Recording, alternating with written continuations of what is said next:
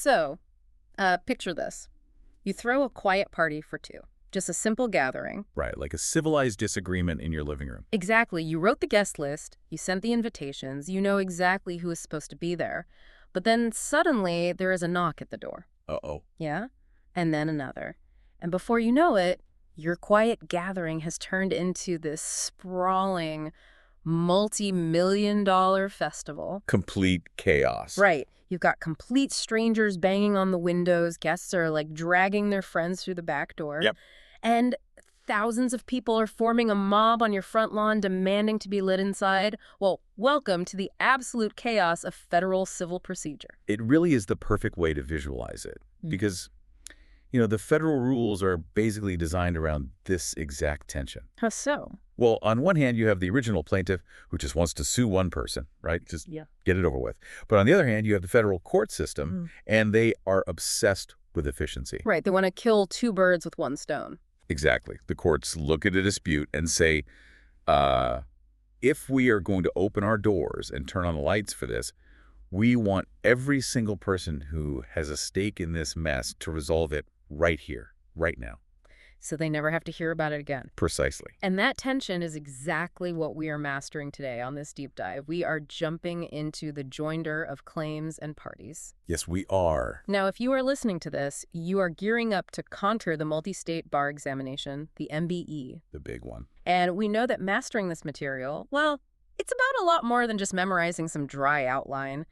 Especially, and this is crucial, especially if English is your second language. Oh, absolutely. Legal English is basically a foreign language on its own. It really is. It's full of, archaic terminology, Latin phrases, and rules that just seem to double back on themselves. So our mission today is to cut through all that noise. We are going to translate all of this into simple, everyday English. Exactly. And to do that, we are going to build what we call an audio mind map. I love this concept. Right, a mental framework you can pull up instantly when you were sitting in that exam room. And we are going to use that exact scenario we just talked about, the lawsuit house party. So throughout this entire deep dive, we are staying inside this house. Let's lay out the architecture of this mind map. First, the lawsuit itself is the party. It's the container where everything happened. Right. Second, the claims. A claim is basically the legal argument or the demand for money. Yeah. Those are the activities happening inside the house. Like someone playing darts in the den or arguing in the kitchen. Exactly. Third, the parties. The plaintiffs, the defendants, the outsiders, they are the guests. And finally, the most critical element of the entire house, the bouncers at the front door. The bouncers. This is jurisdiction and venue. Right, because it doesn't matter how badly a guest wants to come inside or how much you want them there. If they do not pass the bouncers, they do not get in, period. No exceptions. Nope. And these bouncers, they have very strict rule books. For subject matter jurisdiction, they are checking for either a federal question, meaning the lawsuit involves the U.S. Constitution, or a federal law, or they are checking for diversity. Let's do a really quick MBE refresher on that. What does the diversity bouncer look for? Two things. First, complete diversity of state citizenship. No plaintiff can be from the same state as any defendant. Second, the amount in controversy, the money you are fighting over, has to exceed $75,000. Over $75,000. Got it. So as we walk through these rules, we are going to constantly check our guest list, monitor the activities, and see what the bouncers do. Let's walk up to the front door right now. Sounds good. Let's start with the activities themselves. Rule 18, joinder of claims. The bring everyone rule. Right. So before we invite a crowd, I want to know how many different activities, how many claims can one single guest bring to this party? Under Rule 18, the answer is, well, completely open-ended. As many as they want. Really? No limit? No limit. The rule says that once a party has a valid claim, meaning they got past the bouncer with at least one legitimate argument, they can join as many independent or alternative claims as they want against the opposing party. Okay, I want to test the limits of that. Let's say I'm suing you for a car accident. We got into a fender bender, and that is my original claim. Okay, standard tort claim. Can I look at you across the living room and say, oh, by the way, I'm also suing you because you breached a completely unrelated real estate contract with me 3 years ago? You absolutely can. Wait, and I can throw in like an intellectual property claim too. You infringed on my software patent? Yes, you can stack all of them. Rule 18 is purely permissive. Permissive, meaning I am permitted to do it, it's allowed, but I am not forced to. Exactly. The claims do not have to be related in any way, shape, or form. You can stack a tort, a contract dispute, and a patent claim, all in the exact same complaint against me. Okay, but what about claims that naturally depend on each other? The source material talks about contingent claims under Rule 18b. Ah, yes, contingent claims. For our ESL listeners, contingent basically means one thing depends on another. You can't have the second thing unless the phone thing happens. Perfect definition. So, let's look at a classic MBE scenario for this. Imagine you are suing me because you claim I owe you $1 million from a failed business. Okay, that is my primary claim for money. Right. But while you are preparing the lawsuit, you discover that I just quietly transferred the title of my $1 million yacht to my brother for $1 single dollar. Oh, you were trying to hide your money from me. That's a fraudulent transfer. Exactly. I'm emptying my bank account so you can't collect. Now, logically, you have no legal right to cancel that yacht transfer unless you first prove that I actually owe you the money. Right. The claim to cancel the yacht transfer is completely contingent. It depends on me winning the debt claim first. So in a rigid system, you would have to sue me for the debt, wait 2 years for a trial, win, and then file a brand new lawsuit to get the yacht back. That sounds exhausting. It is. But under Rule 18b, you don't have to wait. The court wants efficiency. You can bring both claims at the exact same time, in the exact same lawsuit. Wow. So the judge just handles them in order. Exactly. The judge hears the evidence for the debt. If you win, the judge immediately moves to the fraudulent transfer claim. No one has to file a new case. Okay. I'm looking at my mind map, and I'm seeing a potential issue here. What's that?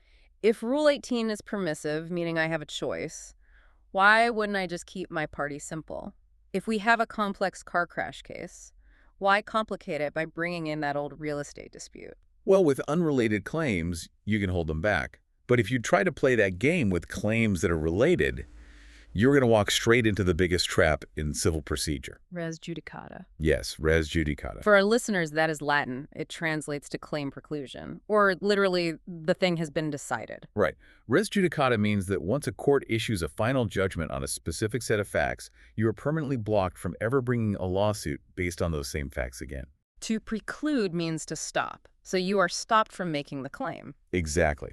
So if you split your claims, let's say we get into that car crash, and today you sue me only for your medical bills, and you win.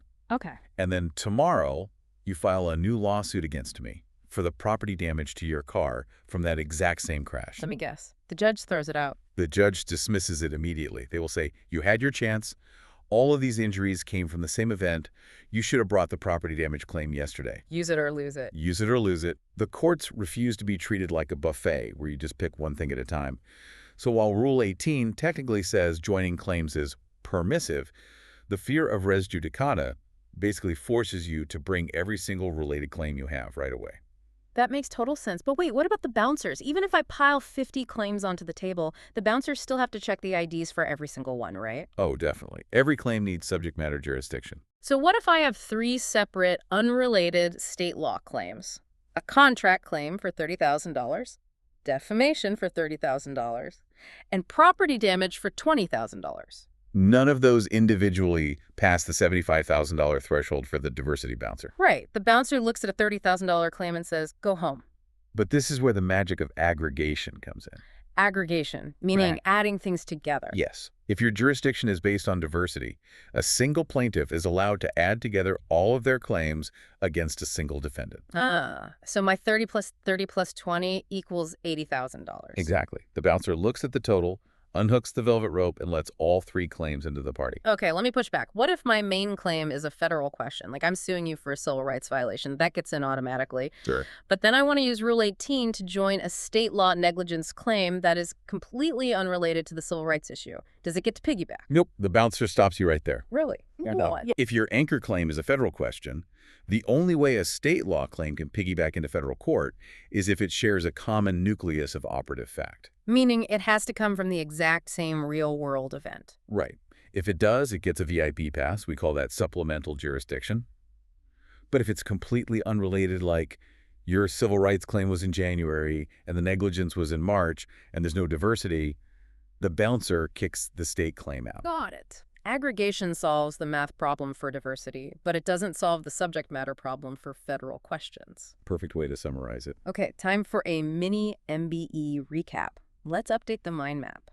We are in the first room of our house party. One plaintiff, one defendant. Rule 18 lets the plaintiff pile up as many activities claims as they want. It's permissive, but res judicata forces them to bring related claims or lose them, and they can aggregate the money to satisfy the bouncer. Solid. But a party isn't just one person talking. What happens when the defendant starts talking back? Or what happens when the defendant gets mad at the person standing next to them? Oh, spilling drinks. If a claim is a drink thrown in someone's face, Rule 13 governs what happens next. We are talking counterclaims and crossclaims. And the clock starts ticking immediately here. What's the deadline? When a counterclaim or a cross-claim is served, you have exactly 21 days to serve an answer. 21 days. Listeners, memorize that number for the MBE. Absolutely. Let's keep our visuals straight. A counterclaim is like a boomerang. You are throwing a drink right back at the person who sued you. Yes. A cross-claim is friendly fire. You are spilling your drink on the guest standing next to you, your co-defendant. Let's dive into the boomerangs first. The counterclaims. The rules divide these into two buckets, compulsory and permissive. Compulsory meaning mandatory, you have to do it. Right. Rule 13A. You must state a counterclaim if it meets one foundational test. And what is that test? It must arise out of the same transaction or occurrence. Same transaction or occurrence. We are going to hear that phrase a lot today. It is the heartbeat of civil procedure. Yeah. It basically asks, did these two arguments originate from the exact same real-world event? So if the plaintiff sues me for running a red light and totaling their car, Okay. but I firmly believe the plaintiff is the one who ran the red light and totaled my car, my claim for my busted car arises from the exact same intersection, exact same time. Yes, that is a compulsory counterclaim. The court says, look, we are already having a trial about this intersection. We are not doing this twice. Therefore, you must bring your claim right now. And if I don't, like what if I just defend myself, but I forget to file my own claim for my car? This is a massive MBE trap. If you fail to assert a compulsory counterclaim, you waive it forever, it's gone. Wow, but wait, can't my lawyer just file a motion a few months later and say, oops, Your Honor, we forgot. Please let us add it. It's so funny you ask that because there used to be a rule just for that, Rule 13F. It explicitly let courts forgive a forgotten counterclaim if it was just oversight or excusable neglect. Oh, nice. But in 2009, they deleted it. Completely deleted Rule 13F. Wait, why would they delete a rule that gives people a second chance? Because lawyers were weaponizing it. They would wait until discovery was almost over and then suddenly remember a compulsory counterclaim. It delayed the trial and forced everyone to start over. Sneaky. So the courts got strict. Very strict. Now, if you forget, it is incredibly difficult to add it later. The lesson is, do not forget your compulsory counterclaims. What about the bouncer? My busted car might only cost $10,000 to fix. That fails the diversity amount. But because a compulsory counterclaim comes from the exact same transaction, it automatically gets that VIP pass. Supplemental jurisdiction. It doesn't need its own independent ID at the door. Awesome. Okay, so that's mandatory. What about a permissive counterclaim under Rule 13B? Permissive means it does not arise from the same event. You are sued for the car crash, but you want to countersue the plaintiff for a business loan they didn't pay back 2 years ago. Totally unrelated. So I have a choice. I can throw that boomerang now or just file a separate lawsuit later. Right. You won't be punished for waiting. But I'm guessing the bouncer's going to be way less welcoming if I try to bring it into this party. You guessed it. A permissive counterclaim does not get a VIP pass. It has to stand in the regular line and prove it has independent subject matter jurisdiction. It needs its own diversity or federal question. Okay, that covers throwing drinks at the plaintiff. Now let's talk about friendly fire. Cross-claims under Rule 13G. Spilling your drink on your co-defendant. Let's say you and I are both sued by a homeowner because we were the contractors working on their roof and the roof collapsed. Okay, so we are co-defendants. Right. And I look at you and I realize you used the wrong materials. I want to file a cross-claim against you saying, hey, if anyone is at fault here, it's you. Are there limits to this? Could I cross-claim you for, like, a poker debt you owe me? Absolutely not. Cross-claims must arise from the same transaction or occurrence as the original action, or relate to the same property. It has to be about the roof. And because it has to be about the roof, I assume it gets the supplemental jurisdiction VIP pass. It does. But here is the critical distinction for the exam. Are cross-claims ever compulsory? Are they ever mandatory? Well, if they come from the same transaction, you'd think they have to be, just like counterclaims. That is the trap. Cross-claims are never mandatory. Never. Wait, really? Why? If the court loves efficiency, why not force co-defendants to fight it out right then and there? It comes down to trial strategy. Think about it. If the court forces you and me to point fingers at each other in front of the jury, the plaintiff just gets to sit back and watch us do their job for them. Oh, wow. We'd basically be proving the plaintiff's case. Exactly. The rules respect the tactical decision of co-defendants to maintain a united front. So you can always choose to save your cross-claim and sue your co-defendant in a separate action later. That is a brilliant insight into how the rules actually play out in real life. Okay, mini MBE recap. Let's do it. Counterclaims are boomerangs. Same event, compulsory, use it or lose it, VIP pass. Different event, permissive, needs its own bouncer approval. Cross-claims are friendly fire, must be the same event, gets a VIP pass, but they are never mandatory. Flawless. Your house party foundation is super solid. But right now, we only have the original guests. It is time to expand the guest list. Yes. Rules 20 and 19, permissive and compulsory joinder. Let's start with permissive joiner, Rule 20. I like to call these the plus ones, people trying to share an Uber to get to the party together. Rule 20 lets multiple plaintiffs join together to sue, or a plaintiff can join multiple defendants together to be sued. And the test to share that Uber is exactly the same for both. It's a two-part test. What are the two parts? First, the claims must arise out of the same transaction, occurrence, or series of occurrences. Meaning they have to start their journey from the exact same place. Right. And second, there must be a question of law or fact common to all the joined parties. Meaning they are heading to the exact same destination. Perfect analogy. So if 50 people all bought the same defective blender and they exploded in their kitchens. The starting point is the manufacturing defect. That's the same series of occurrences. And the destination asking the judge if the company was negligent is the common question of law or fact, so they can all ride in the Rule 20 Uber together. Precisely. And a quick note. The actual money they want doesn't have to be identical. One person just wants $5,000 for a ruined countertop. Another person got severely injured and wants $500,000. The damages are different, but the core question of liability is the same. Exactly. Okay, that seems straightforward. But anytime we bring a crowd to the front door, the bouncers get nervous. And this brings us to what I think is one of the most notoriously confusing statutes in all of civil procedure. Oh boy. Title 28, United States Code, Section 1367, subsection B, the limits of supplemental jurisdiction. The 1367B beast. It is the bar examiner's best friend. To really get it, you have to look at why Congress wrote it in 1990. The federal courts realized that clever plaintiffs were using these joinder rules to completely cheat the diversity jurisdiction requirements. How are they cheating? Well, let's say you are a plaintiff from New York. You want to sue two defendants, one from New Jersey and one from New York. Okay, New York plaintiff versus New York defendant. Complete diversity is destroyed. The bouncer says no. Right. So what would the clever plaintiff do? The plaintiff would just sue the New Jersey defendant first.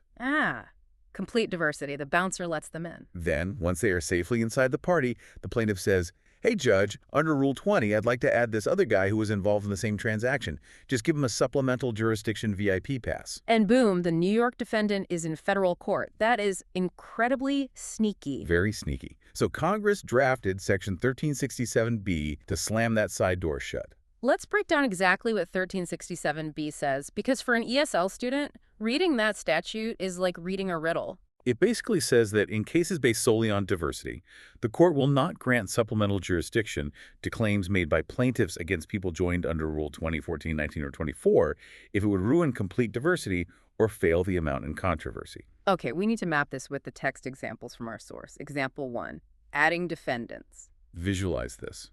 A plaintiff from Arizona is driving down the highway. He is rear-ended by defendant 1, who drives a truck and is from New Mexico. Okay, Arizona versus New Mexico. The impact throws the plaintiff's car into the oncoming lane, where he gets hit by defendant 2, who is from Nevada. Brutal crash. But legally, it's a series of occurrences. They definitely passed the Rule 20 Uber test. Right. So the Arizona plaintiff files a federal lawsuit against the New Mexico defendant 1 for $100,000. Let's check with the bouncer. Arizona versus New Mexico, diverse. $100,000 is over the $75,000 limit. The bouncer lets them in. The party starts. Now, the plaintiff wants to use Rule 20 to join the Nevada defendant 2 to the exact same lawsuit. But the catch is, the claim against defendant 2 is only for $25,000. Okay, IDs at the door. Arizona versus Nevada. Diversity is intact. But $25,000. That fails the amount in controversy. So the plaintiff argues, Your Honor, this is all one big car crash. It's the same series of occurrences. Just give defendant 2 a supplemental VIP pass. And what does the bouncer say under 1367B? The bouncer says absolutely not. The statute forbids using supplemental jurisdiction to drag in a new defendant who doesn't meet the requirements in a diversity case. So defendant 2 is rejected. The Arizona plaintiff has to go file a totally separate lawsuit in state court. Yes. Efficiency loses to the strict rules of diversity. Okay, so if you are a plaintiff, you cannot use the VIT pass to drag a small money defendant into federal court. But what if we flip it? What if we are trying to add more plaintiffs? Does 1367B block them too? This is where civil procedure takes a wildly unexpected turn, courtesy of a famous Supreme Court case called ExxonMobil v. Allapattah. Let's look at example 2. Imagine plaintiff 1 is from California and plaintiff 2 is also from California. They both want to sue a defendant from Oregon. California versus Oregon. State-to-state diversity is pristine. Plaintiff 1 has a massive claim against the Oregon defendant, $200,000. But plaintiff 2 only has a minor claim for $25,000.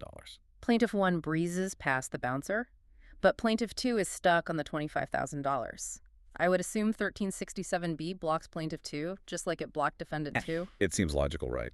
But the Supreme Court looked very closely at the exact wording of Section 1367B. The statute specifically forbids supplemental jurisdiction over claims by plaintiffs against persons joined under Rule 20. Okay. But it forgot to explicitly forbid claims by persons joined as plaintiff under Rule 20. Wait. Because of a grammatical loophole by Congress, multiple plaintiffs can piggyback on the amount in controversy. Yes. As long as the primary plaintiff meets the $75,000 threshold, secondary plaintiffs can use Rule 20 to join the party with smaller amounts. Yeah. They get the VIP pass. That is mind-blowing. What if plaintiff 2 was from Oregon instead of California? Then the whole thing falls apart. Mm-hmm. You can piggyback on the money, but you can never, ever piggyback on citizenship. If plaintiff 2 is from Oregon, they destroy complete diversity with the Oregon defendant, and the bouncer kicks them out immediately. Okay, that is a massive conceptual anchor for our mind map. The VIP pass does not work to add small money defendants, but it does work to add small money plaintiffs as long as diversity isn't ruined. Exactly. That was Rule 20, the permissive plus ones. Now let's look at Rule 19, compulsory joinder, the required guests. Sometimes the judge looks at the guest list and says, we cannot have this party without this specific person. Right. Rule 19 dictates when a person must be joined. The rule lays out 3 specific scenarios where a guest is required. Scenario 1. If complete relief cannot be provided to the existing parties without them. For example, 2 people fighting over a bank account, but they didn't name the bank in the lawsuit. The judge can't order the money moved unless the bank is legally bound by the judgment, so the bank is required. Exactly. Scenario 2. If the absent person has an interest in the subject matter and leaving them out would hurt their ability to protect that interest. Like a lawsuit to tear down a historic building, but one of the co-owners isn't in the lawsuit. Their property would be destroyed without a chance to defend it. Spot on. And Yeah. Scenario 3. If leaving the absent person out would subject the current parties to a substantial risk of double or inconsistent obligations. Give me an example of that one. A life insurance company is sued by the deceased's ex-wife for the payout. But the current wife isn't in the lawsuit. The insurance company risks paying the ex-wife today and then getting sued by the current wife tomorrow and having to pay twice. Ouch. Yeah, the current wife is a required guest.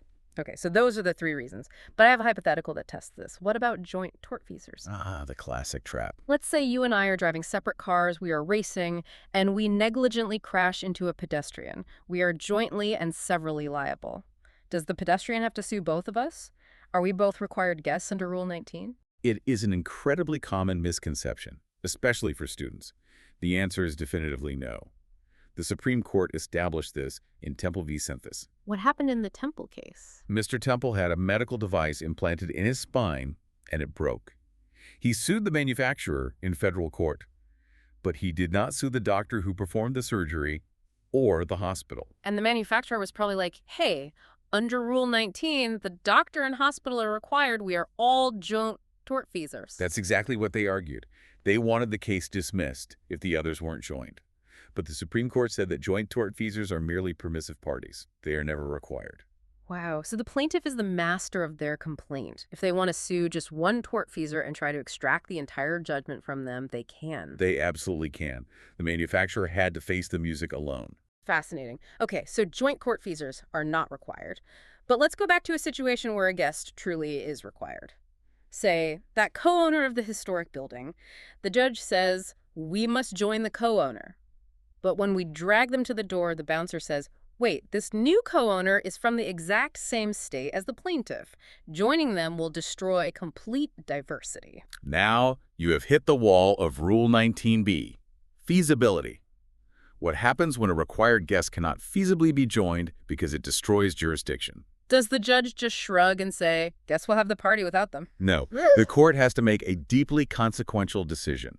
Under Rule 19b, the court must use equity and good conscience to decide whether to proceed without the required guest or to dismiss the entire lawsuit altogether. Dismiss the whole thing just because one person couldn't get past the bouncer? Yes, if the court decides the absent person is absolutely indispensable to a fair resolution, they will throw the whole case out. How does a judge weigh equity and good conscience? What are the factors? 4 main factors. First, how much prejudice will there be to everyone if the case goes forward? Second, can the court shape the relief to lessen that prejudice? Third, will a judgment rendered in the person's absence be adequate? And the fourth? The fourth is often the decider. If the federal case is dismissed, does the plaintiff have an adequate remedy somewhere else? Meaning, could the plaintiff just walk across the street and file this exact same lawsuit in a state court where the federal diversity bouncers don't exist? Exactly. If the state court is wide open to hear the case with all the required parties, the federal judge is much more likely to dismiss the federal action and tell everyone to go litigate in state court where the whole family can be together. Makes total sense. Before we move on, there is a very specific geographical quirk in the source text regarding required parties. The 100-mile bulge rule. Oh yes, Rule 4K1b. This touches on personal jurisdiction. The court's physical power to grab someone and force them to show up. Normally, a federal court's power stops at the state line, right? If you were in federal court in New York, you can't just force someone in New Jersey to cross the river. Right, unless the specific long-arm statute allows it. But Rule 19 gives the court special powers. For a necessary party under Rule 19 or an impleaded party under Rule 14, the court gets a magic lasso. A magic lasso? They can reach out and serve that person up to 100 miles away from the federal courthouse, even if that 100-mile radius crosses state lines. Wow. The historical logic was to account for typical commuting distances in metropolitan areas like New York or Chicago. Time for a mini MBE recap. Let me update my mental map. Go for it. Rule 20, permissive joinder, the Uber carpool of +1s. Plaintiffs can piggyback on the money, defendants cannot.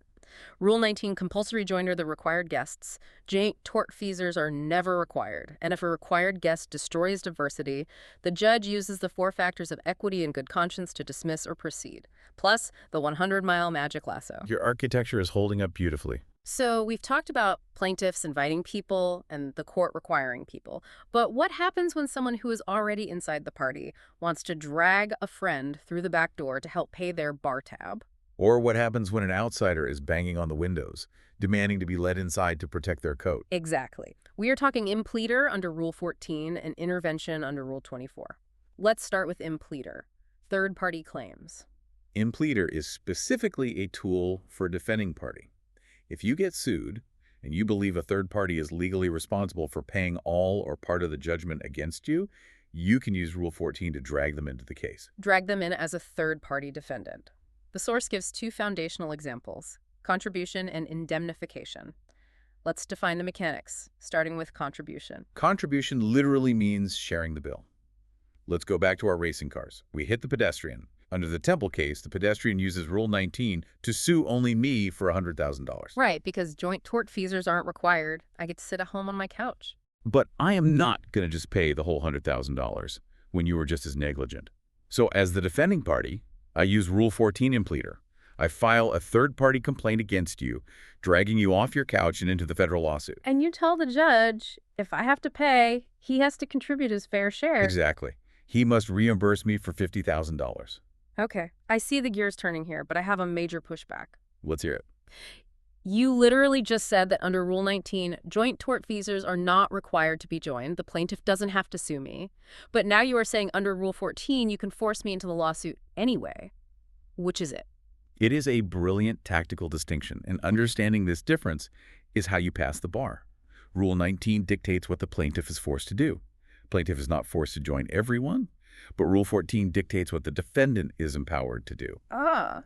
The defendant is empowered to drag the second tortfeasor in so they don't get left holding the bag. Rule 19 protects the plaintiff's choices. Rule 14 protects the defendant's wallet. That makes perfect sense. Okay, what about the other mechanic? Indemnification. How is that different? Indemnification doesn't mean sharing the bill. It means shifting the entire bill. This usually arises from a contract. Imagine you are a general contractor building a skyscraper. You hire a subcontractor to install the fire sprinklers. The subcontractor does a terrible job. A pipe bursts and the building floods. Okay, the developer sues me, the general contractor, for $5 million because I signed the master contract. Exactly. But the actual negligence was 100% the subcontractor's fault. So you use Rule 14 to implead the subcontractor. You say to the judge, if I'm ordered to pay the developer, this subcontractor must indemnify me. They must reimburse me for the entire $5 million. So by doing this, the court resolves the developer's claim against me and my claim against the subcontractor in one massive trial. Judicial efficiency. Now, how did the bouncers handle Impleader? Does my claim against the subcontractor need its own diversity? Because third-party claims for contribution or indemnity are completely dependent on the outcome of the original lawsuit, they automatically get the supplemental jurisdiction VIP pass. Awesome. So Impleader is dragging an outsider in to pay the bill. Now let's flip it. Intervention under Rule 24. This is the outsider aggressively pushing their way through the front door because they see something inside that belongs to them. There are two ways an outsider can crash the party: intervention of right and permissive intervention. Let's start with intervention of right. This means if the outsider meets the criteria, the judge has to let them in. What gives someone the absolute right to crash? The primary reason is that the outsider has a direct interest in the property that is the subject of the lawsuit, and the disposition of the case might impair their ability to protect that interest. But wait, doesn't the rule also say they only have a right to intervene if the current parties aren't adequately protecting them? Right. Why wouldn't a current party protect an outsider's interest? Let's use a real-world scenario. Two siblings are fighting in federal court over who inherited a large commercial warehouse from their parents. Sibling A says it's theirs. Sibling B says it's theirs. Now imagine you are a bank and you hold a massive mortgage on that warehouse. Okay, I definitely have an interest in that property. If sibling A wins, they might argue the mortgage is invalid. If sibling B wins, they might try to sell the building and dodge the debt. Neither sibling cares about protecting your bank's mortgage. They just want ownership. Because your interest is directly threatened and the existing parties are practically hostile to you, you have an absolute right to intervene and join the lawsuit to defend the mortgage. That makes perfect sense. What about permissive intervention? This is a looser standard. The court might let you in, at its discretion, if your claim shares a common question of law or fact with the main action. But the judge has to weigh whether letting you crash will cause an undue delay. And there is a critical threshold element for any intervention, right? You can't just crash whenever. Timeliness is the ultimate gatekeeper. The judge looks at the timeline. How long did you know about the lawsuit before speaking up? If the siblings have been litigating for 3 years, and trial starts next week and the bank suddenly says, we want to intervene, the judge will deny it as untimely. If you sleep on your rights, you get locked out. Let's check with the bouncers on intervention. If I crash the party in a diversity case, do I get the supplemental VIP pass? This is where the bouncers are ruthless. Remember Section 1367B? The statute specifically lists Rule 24 interveners as a prohibited category. Oh. If a case is based on diversity, an intervener cannot ruin complete diversity. You do not get a VIP pass. You must have independent jurisdiction. Let me lock this into the mind map. Impleader under Rule 14 is a defendant dragging someone in to share or pay the bill. Intervention under Rule 24 is an outsider pushing their way in to protect their own interests. Impleader gets a VIP pass. Intervention gets stonewalled by 1367B. Your architecture is flawless. Now, are you ready for one of the most visually distinctive concepts on the MBE? We are moving to Interpleader. Interpleader. Now, visually, the word interpleader looks and sounds almost exactly like Impleader. That is a brutal trap for an ESL student. Let's draw a massive bright line between them right now. Impleader is dragging someone in to pay a bill. Interpleader is entirely about a plot of money or a piece of property. Let's adapt our house party metaphor.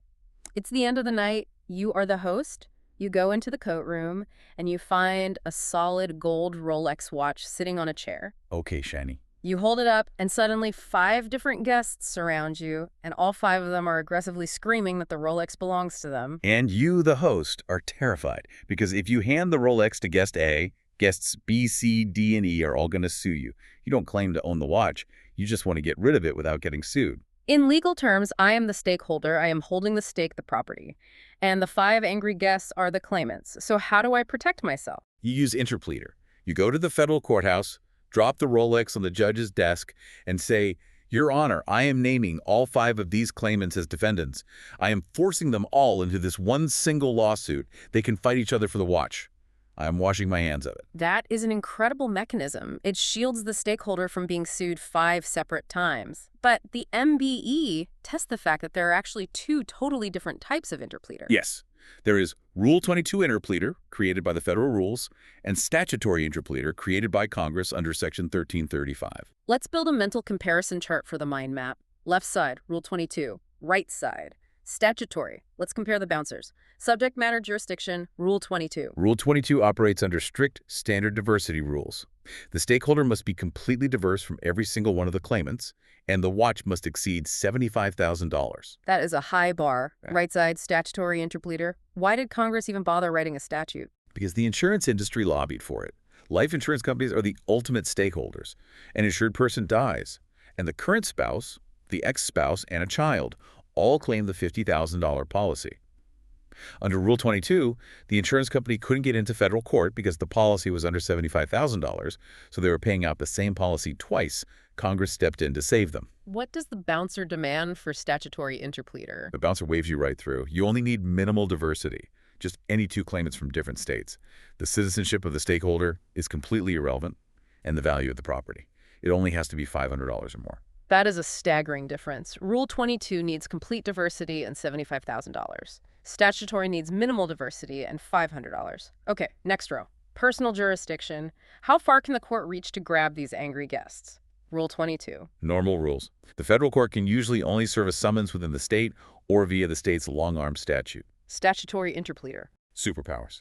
Nationwide service of process. A judge in New York can force a claimant in Hawaii and a claimant in Texas to come to New York to fight over the property. Incredible. Next row.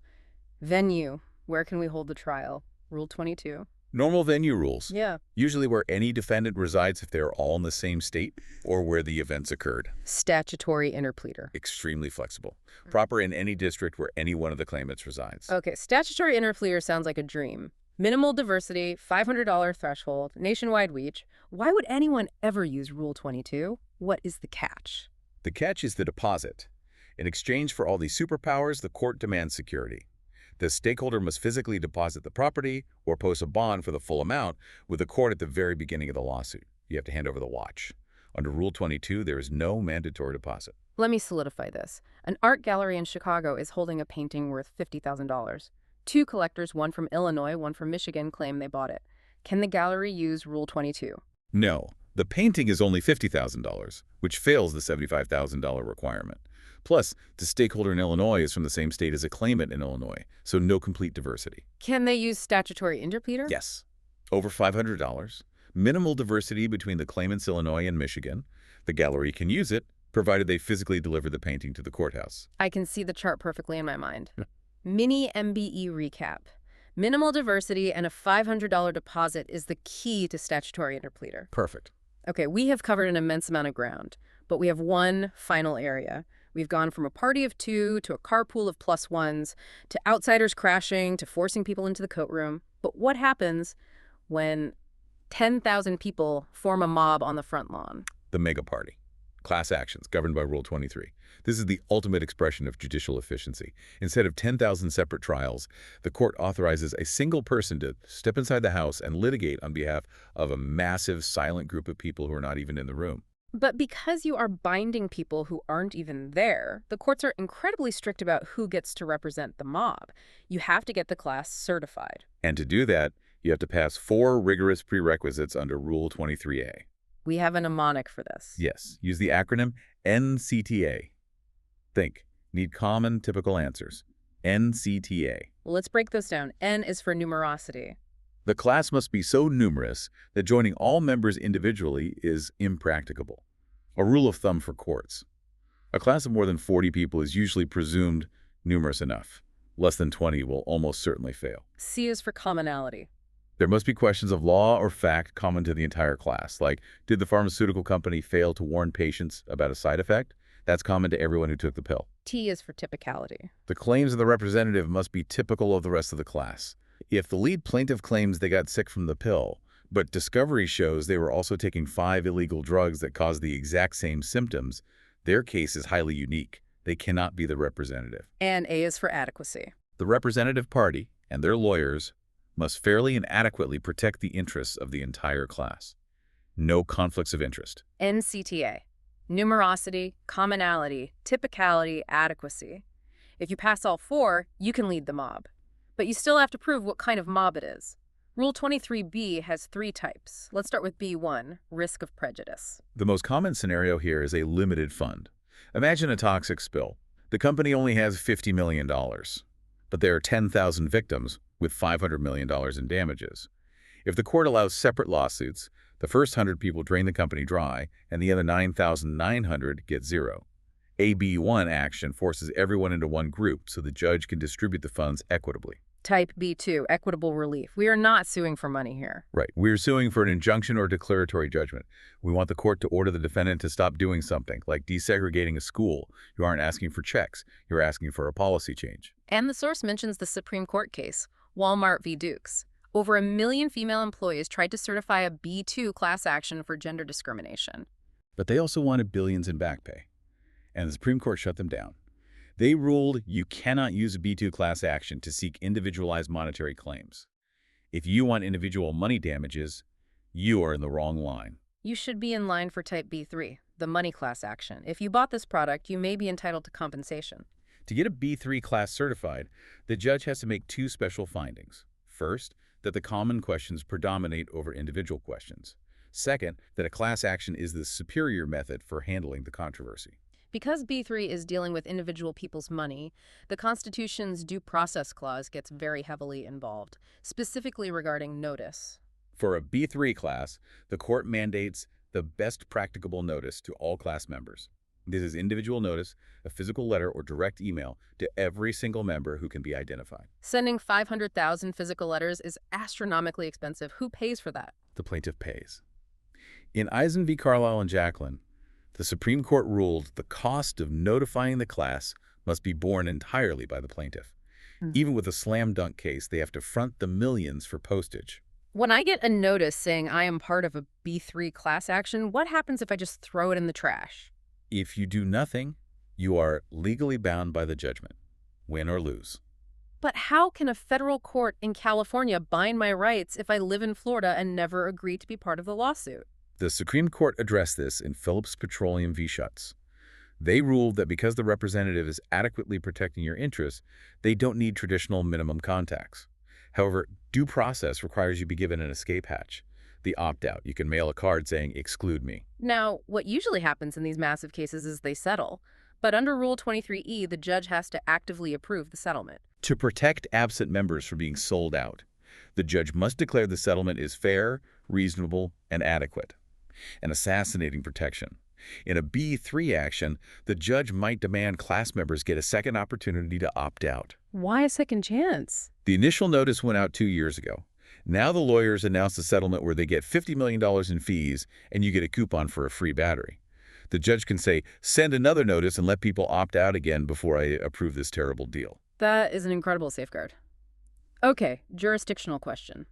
If a class action has 10,000 plaintiffs from all 50 states, how do they get past the diversity bouncer? If even one plaintiff is from the same state as the defendant, complete diversity is destroyed. Historically, lawyers used that exact rule to trap mega lawsuits in plaintiff-friendly state courts.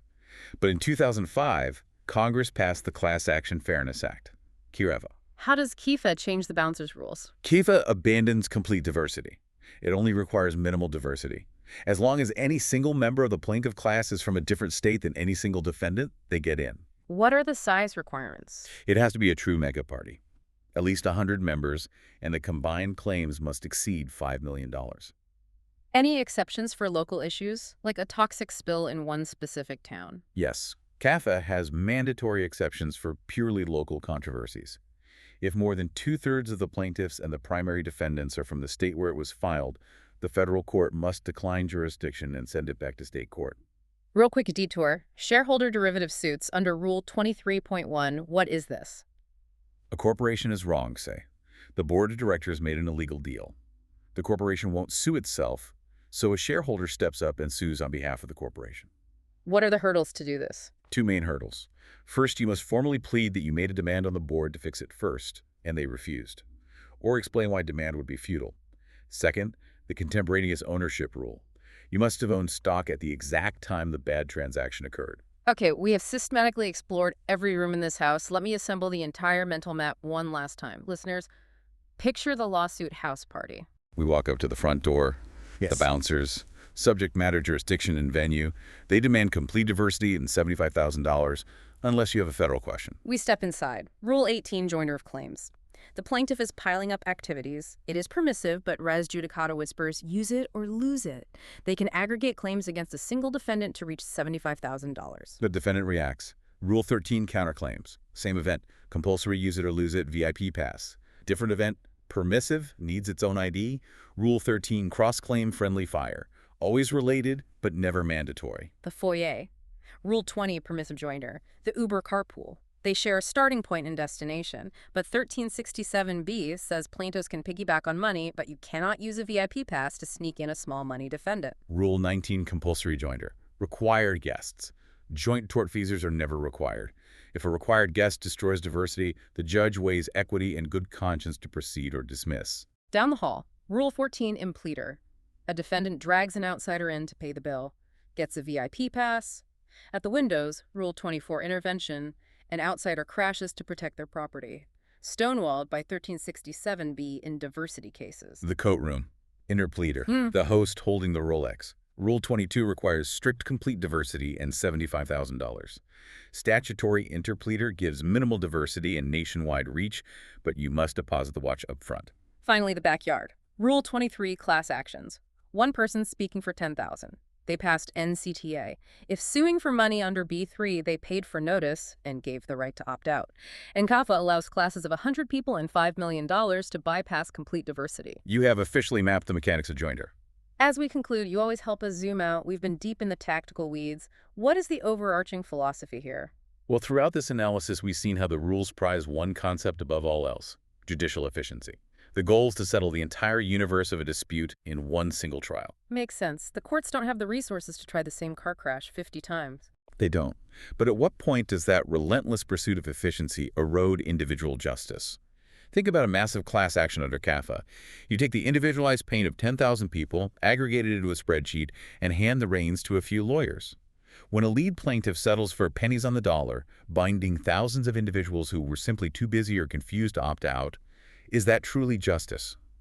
Or has the lawsuit merely become an administrative clearinghouse? When you study for the MBE, know the rigid mechanics. But as a future attorney, ask yourself, does maximum procedural efficiency always equal maximum fairness? That is the eternal tightrope of the American legal system. To you, our listener, you are navigating a dense landscape, but by visualizing the architecture, you are going to dominate these concepts. Keep checking the IDs at the door of your lawsuit house party. Thank you for joining us on this deep dive.